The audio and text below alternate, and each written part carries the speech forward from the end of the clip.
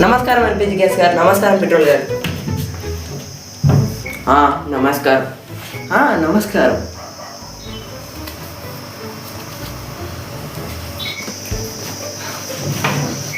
అసలు నేను ఎవరో తెలుసా?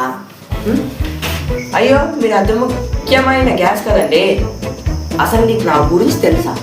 మీరు లేకపోతే బయటికి కూడా కదలేమో. మీరిద్దరే కదా ఇప్పుడు డిమాండ్లో ఉంది. మళ్ళీ ఎవరి కాళ్ళ మీద కాలు వేసుకోవాలి అంటే మీరు. మరి నువ్వు సరే కానీ మీ ఇద్దరిలో ప్రజలను ఎక్కువ ఎవరు కష్టపెడుతున్నారు? నేనే. నా రేట్ పెరిగితే ప్రజలు బైక్ స్టార్ట్ చేయడానికి కూడా కష్టపడతారు. అట్లాంటప్పుడు ఎవరు మరి మా ప్రజలను కష్టపెడుతుంది? మరి నేనే కదా. అబ్బా, నేను సిలిండర్. నా కోసం ఇంట్లో వాళ్ళందరూ మీటింగ్ పెడతాను. ప్రజలకు నువ్వు రోజు అవసరం కావచ్చు, కానీ వాళ్ళు 3 నెలలకు ఒకసారి తెచ్చుకుంటారు. మరి నన్ను రోజు వాళ్ళకి నేను అవసరమే కదా. ఆగండి.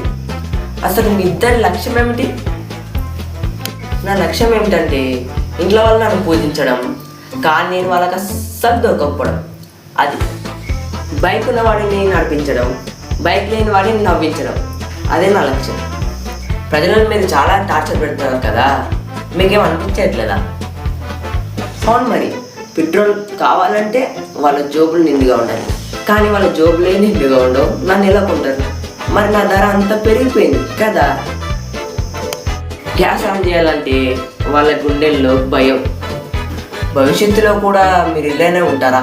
ఇక మీరు మారే అవకాశం ఉందా? ఇప్పుడైనా భవిష్యత్తులో అయినా మేమిద్దరం ఎప్పటికీ మారం. లేదు, అస్సలు మేము మారే అవకాశం అస్సలు లేదు. మరి ఇలాగనే ఉంటుంది, ఇలాగే ఉంటాం. వింటున్నారు కదా గ్యాస్ మరియు పెట్రోల్ చెప్పే మాట.